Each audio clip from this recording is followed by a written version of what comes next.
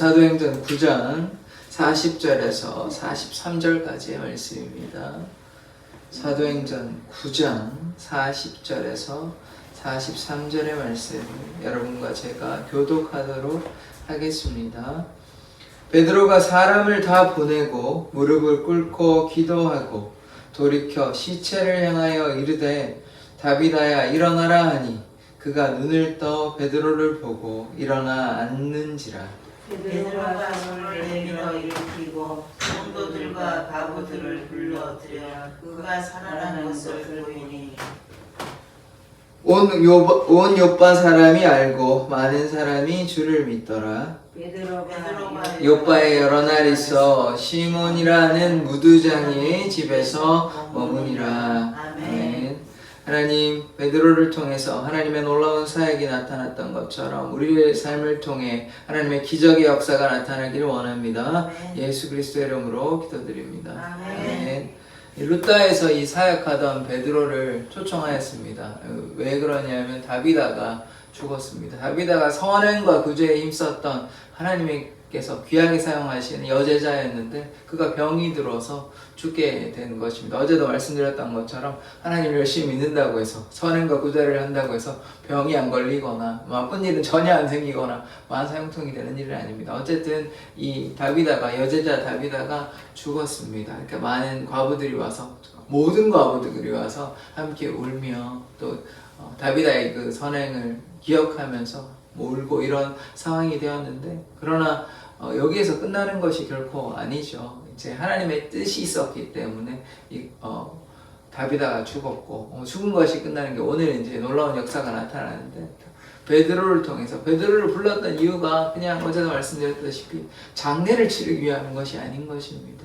그것이 아니라 하나님의 놀라운 역사가 나타날 것을 기대함으로 이들이 요바에 있는 이들이 루다에 있는 베드로를 청한 것입니다. 루다와 요바가 보니까 지도상에도 굉장히 가까웠나 찾아보니까 20km 미만이더라고요. 그래서 한 5시간 정도 먼 거리가 아닙니다. 20km면 걸어가도 얼마든지 갈 수 있는 거리이기 때문에 가까운 거리에 있는 지금 베드로가 이제 돌아다니면서 복음을 증거하잖아요. 그래서 베드로를 불렀습니다. 베드로가 루다에서 애니아를 고쳤죠. 근데 요바에서는 이제 하나님이 또 다른 놀라운 역사가 이렇게 나타나는 것입니다. 베드로를 이렇게 사용하신 이유는 당연히 복음을 증거하는 것이죠. 그리고 루다에서 어떤 사역이 있었습니까? 애니아를 고치니까 병 고치는 것도 놀라운 하나님의 역사인데 그 병 고침을 보고 하나님의 그 역사를 보고 많은 사람들이 주께로 돌아왔습니다.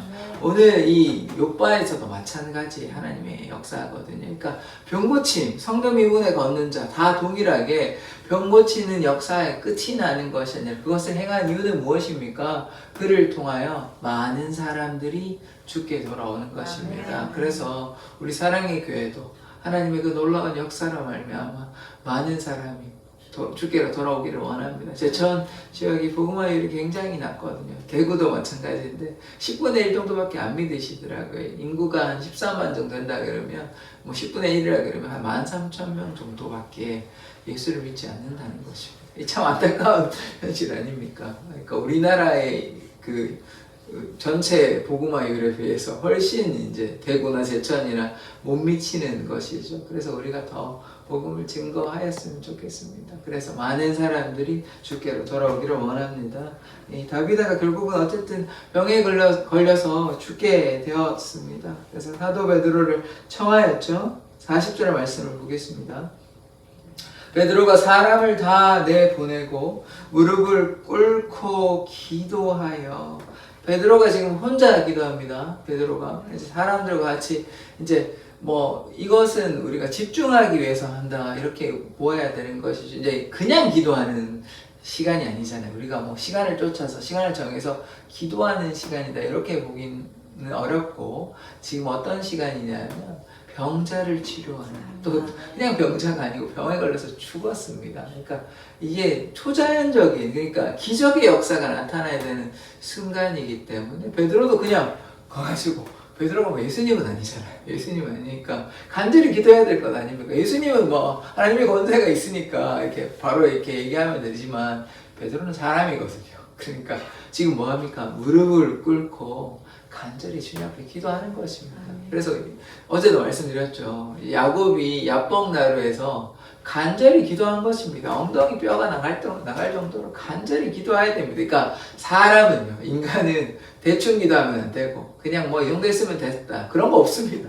간절히 열심으로 기도할 때 하나님의 역사가 나타나지, 대충 뭐 이래도 그만 저래도 그만, 하나님도 뭐가 답답하시겠습니까? 하나님은 간절히 찾는 자를 원하시는 것이에요. 하나님을 간절히 사랑하는 자를 원하시는 것입니다. 뭐 사랑이 그냥 대충 하는 것은 사랑이 아닌 것이죠. 그냥 그거는 그냥 하나마나 하는 것이지, 차갑거나 뜨겁거나 해야 되는 것이 그냥 미지근하면, 하나님은 뜨거운 걸 원하시는 건 아닙니까? 열심을 원하시는 거죠. 하나님의 열심히 이루시는 것입니다. 그런데 우리가 열심으로 하지 아니하고는 적당히 뭐 물에 탄 듯 뭐 이렇게 하면 안 되잖아요. 열심으로 주님 앞에 나아갈 때 하나님의 놀라운 역사가 나타나는 것입니다. 이 지금 베드로가 뭐 잘못 우리가 이해하면 좀 교만할 수 있습니다. 왜냐하면 하나님의 능력이 지금 베드로를 통해서 나타나잖아요. 우리가 본 것만 해도 몇 건이 되거든요. 그 외에도 뭐 성경에 기록되었지 않았지만 돌아다닐 때 하나님의 뭐 기적의 역사가 막 다 나타나지 않았겠습니까?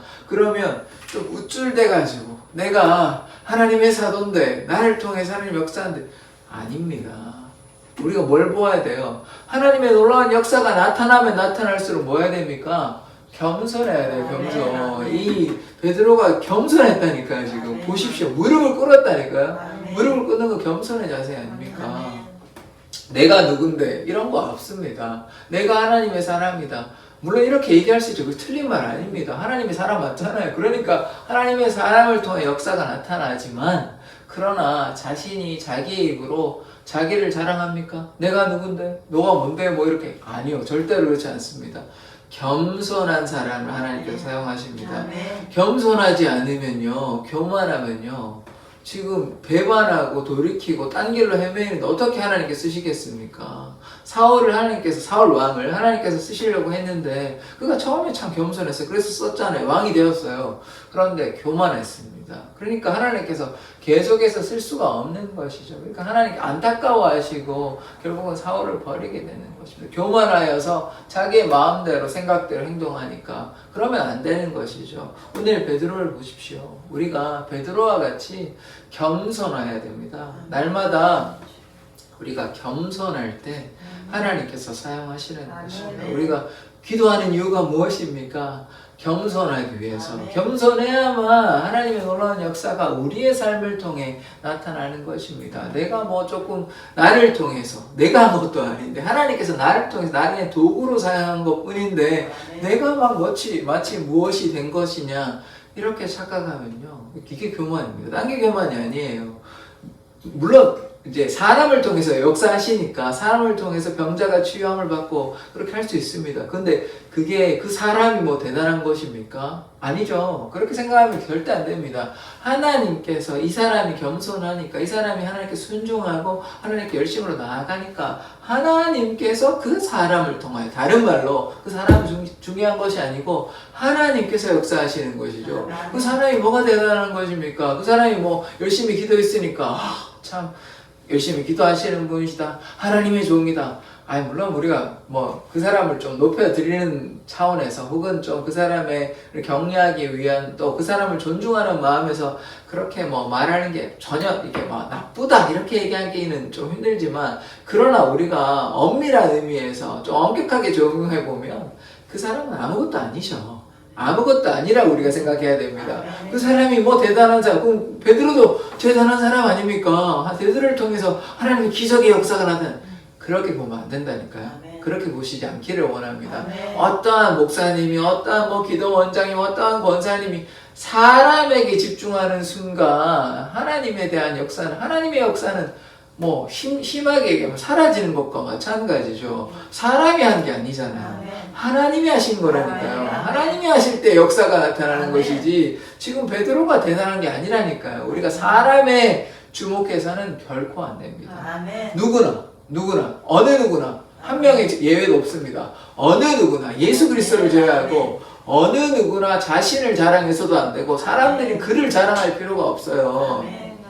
어떠한 놀라운 기적의 역사가 나타난다 한들 그게 하나님이 하신 거지 사람이 한 겁니까? 아멘. 사람이 뭐가 대단하다고? 사람은 원래 죄인이었다고요. 죄인이 뭐가 대단해서 하나님의 역사가 나타납니까? 하나님께 돌이키고 순종하고 하나님께 나아가니까 하나님께서 그를 들어 사용하시는 것 아닙니까? 아멘. 우리가 그렇게 이해를 해야 되지.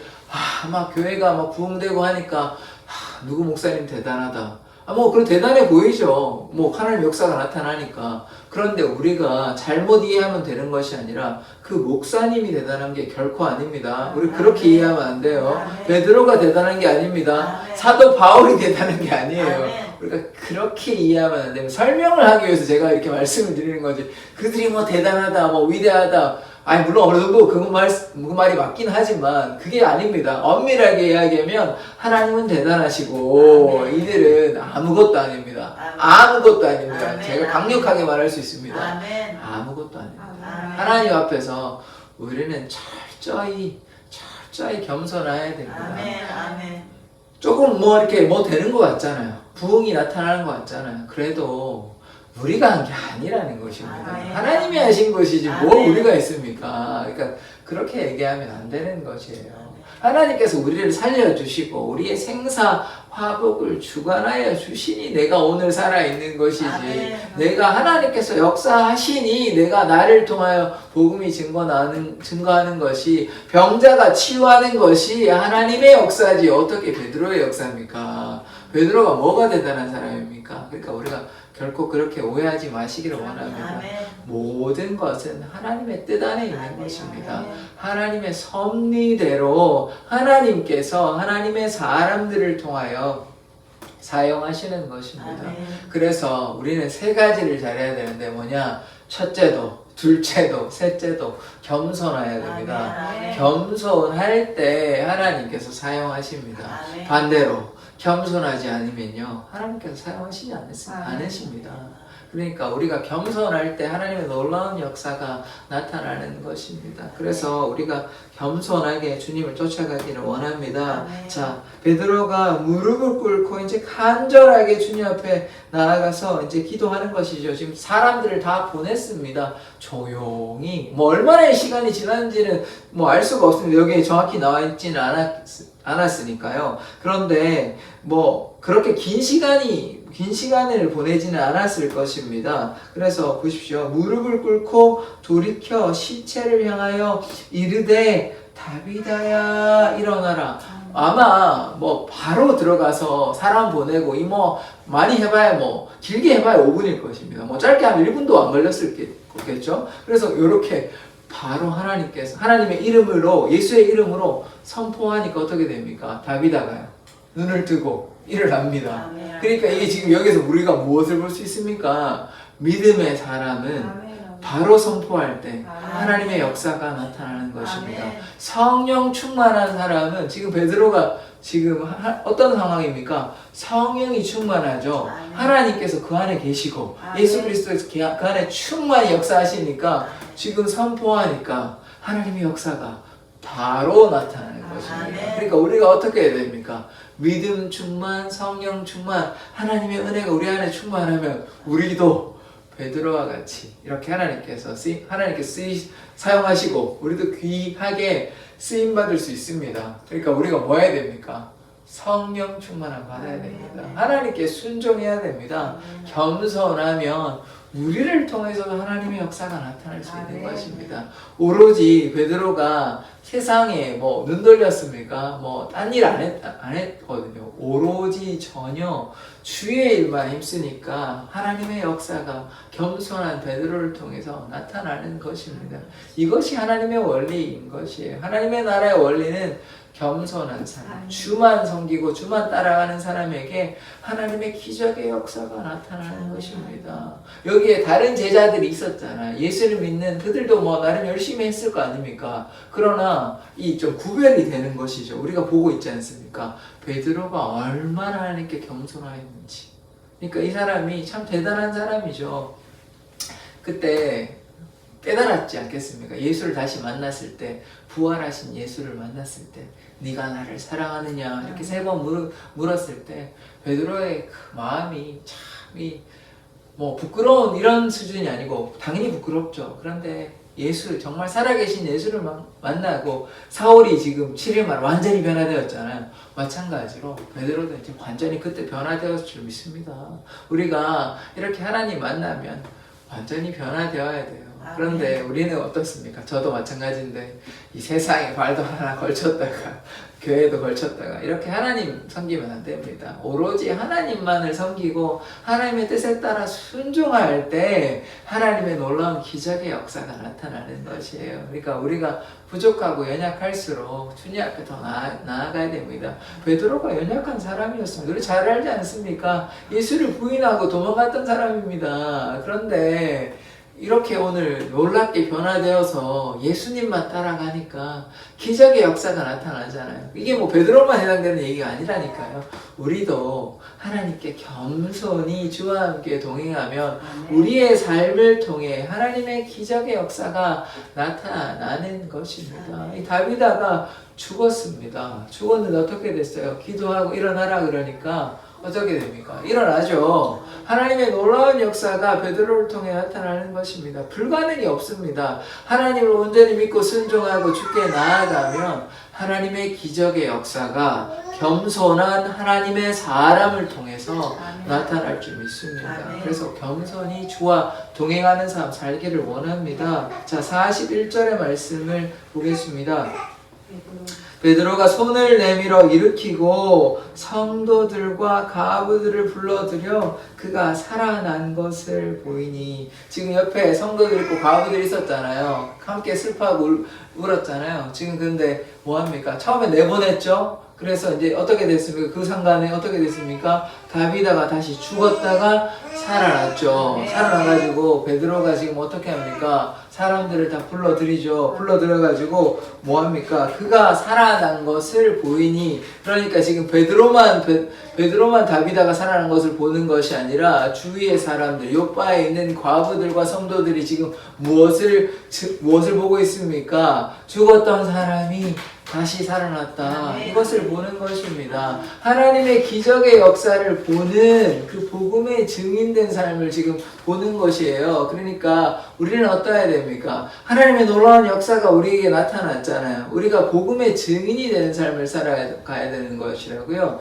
자, 이 요바에 사는 사람들이 다비다가 죽었는 거 다 알잖아요. 죽었잖아요. 그런데 그들이 믿음으로 베드로를 청하니까, 그들의 믿음대로 베드로가 와서 간절히 기도하니까, 바로 기도하니까, 하나님의 말씀대로 선포하니까 죽었던 다비다가 살아나는 것입니다. 육신이 죽어서 사는 것도 중요한데 또 뭐가 중요합니까? 하나님을 믿지 아니하는 자가, 영원히 죽어있던 자가 하나님을 믿고 돌아오면 그것이 사망에서 생명으로 옮겨진 것이죠. 그것이 죽었던 자가 살아나는 것입니다. 그것이 구원의 역사예요. 그러면 그것이 우리가 증인 아닙니까? 지금 우리가 보고 있잖아요. 우리 사랑의 교회 성도들 중에 지금 새로 예수님을 믿게 된 사람들 있지 않습니까? 어릴 때 믿다가 떠났다가 또 이렇게 믿게 되시는 분들, 그런 분들 우리가 보게 되잖아요. 그것이 다비다가 죽었다가 살아나는 것과 똑같은 것입니다. 뭐 육신에 죽고 살고 그것도 중요하지만 더 중요한 것은 영혼이, 영생이 더 중요한 것은 아닙니까? 영혼이 죽어 있는데 다시 한번 살아나는 그것이 중요한 것입니다. 그래서 우리가 어떻게 되었습니까? 보았으면 그것을 증거해야 되죠. 그러니까 예수 그리스도의 능력을 우리가 선포해야 하는 것입니다. 자, 42절의 말씀을 보시겠습니다. 온 요빠 사람이 알고 많은 사람이 주를 믿더라. 자, 지난번에는 애니야가 이제 중풍병자에서 이제 고침을 받고 주께로 돌아오니라. 지금 오늘 말씀 보십시오. 많은 사람이 주를 믿더라. 그래서 이 병자와 또 죽은 자가 다시 치유함을 받고 다시 살아나게 되니까 많은 사람들이 주를 믿게 되는 것입니다. 그래서 우리가 하나님께 간절히 기도하고 주님께 겸손히 순종하면 어떤 역사가 일어나냐? 많은 사람들이 주를 믿게 되는 역사가 나타납니다. 그러니까 우리의 신앙이 바르고 정직해야 되겠죠. 우리가 겸손히 순종하면 우리를 통하여 많은 사람들이 주께로 돌아오게 됩니다.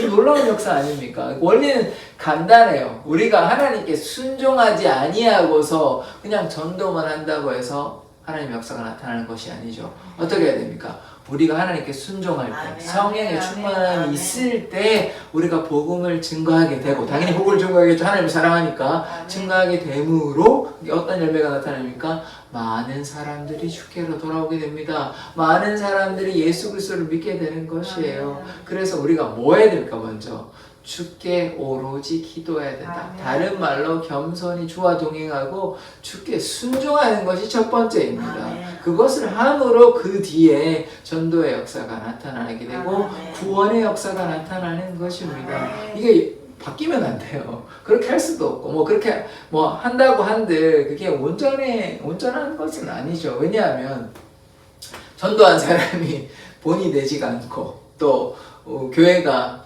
이제 제가 전에도 한두 번 말씀드렸던 것 같은데, 교회를 왔더니 우리가 기도도 안 하고 열심으로 나아가지도 않고 예배가 바로 서지도 않고 이러면 와서 무슨 은혜가 되겠습니까? 교회가 지금 제대로 안 서 있는 상태에서 오는 것도 감사한 일인데, 교회가 어수선해 왔더니 예배도 안 하고 막 이렇게 하면 그들이 와서 그냥 실망하고, 아 교회가 이런 건가? 뭐지? 이러고 다음 주에 안 나올 거 아닙니까? 그러니까 우선순위가 뭐예요? 교회가 바로 서야 되죠. 예배가 회복되고 우리가 정말로 주님 앞에 오로지 기도에 힘쓰는 이런 공동체가 되었으니까, 그래서 자연스럽게 전도가 되는 것이, 이게 이제 선순환 되는 하나님의 원리인데, 그냥 모르겠고 그냥 사람만 데리고 오고 이러면 안 되잖아요. 누가 그런 사람들을 함께 이렇게 하겠습니까? 이게 어려운 일이거든요. 사람의 마음을 돌이키는 것은 참 쉽지 않은 일입니다. 그러니까 우리가 먼저 하나님께, 오늘의 원리도 마찬가지잖아요. 베드로가 50일 동안 사순절에 이제 예수님께서 승천하시고 10일 동안 간절히 기도했잖아요. 기도했을 때 하나님의 역사가 나타나는 것입니다. 그래서 우리가 예배에 힘쓰는 공동체, 주님께 순종하는 공동체 되었을 때 우리를 통하여 무엇이 나타납니까? 구원의 역사가 나타나는 것이에요. 많은 사람들이 주께로 돌아오는 역사가 나타날 줄 믿습니다. 자, 43절의 말씀을 보겠습니다. 베드로가 욥바에 여러 날 있어 시몬이라 하는 무두장이의 집에서 머무니라. 욥바에 이제 시몬이라는 하는 무두장이라 그러면 가죽 공예, 이제 가죽을 이렇게 손질하시는 분인데, 그 이름이 사실 같아요. 같은 원래 이름 베드로가 시몬이었잖아요. 그래서 같은 시몬이라는 무두장이의 집에서 이렇게 머물게 되는 것입니다. 이 베드로가 참 귀한 하나님의 사람인 것이죠. 이렇게 겸손하면 하나님께서 사용하시는 것입니다. 자기의 뜻대로 자기 생각대로 하는 것이 아니죠. 자기는 그렇게 예수님을 배반하지 않겠다, 내가 절대로 부인하지 않고 도망가지 않고 예수님을 지키겠다, 그렇게 얘기해놓고 도망가고 부인하고 계속 그랬잖아요. 3번이나. 그러니까 우리가 참 나약해요. 뭐가 없으면, 하나님의 은혜가 없으면, 하나님의 능력이 없으면 나약합니다. 그러나 하나님의 은혜가 충만하면, 이 베드로가 나약했던 베드로였잖아요. 그런데 하나님께 순종하니까, 겸손하니까 하나님께서 이렇게 귀하게 사용하실 수 있습니다. 그래서 우리가 어떻게 해야 됩니까? 주님 앞에 날마다 겸손하기를 원합니다. 그러면 우리를 통해서 하나님의 기적의 역사가 나타날 줄 믿습니다. 기도하겠습니다. 하나님, 오늘 베드로를 통하여 죽었던 다비다가 다시 살게 되었습니다. 주님, 겸손한 베드로를 통하여 하나님의 놀라운 역사가 나타났음을 우리가 보았습니다. 우리는 주님 앞에 아무것도 아님을 고백합니다. 주님 앞에 날마다 겸손한 삶 살게 하여 주시옵소서. 그러할 때 우리의 삶을 통하여 많은 사람들이 주께로 돌아오게 하여 주시옵소서. 우리의 사랑의 교회를 사용하여 주시옵소서. 감사드리며 예수 그리스도의 이름으로 기도드립니다. 아멘. 주기도 오늘 예배를 마치도록 하겠습니다. 하늘에 계신 우리 아버지여, 이름이 거룩히 여김을 받으시오며 나라의 임하옵시며 뜻이 하늘에서 이룬 것 같이 땅에서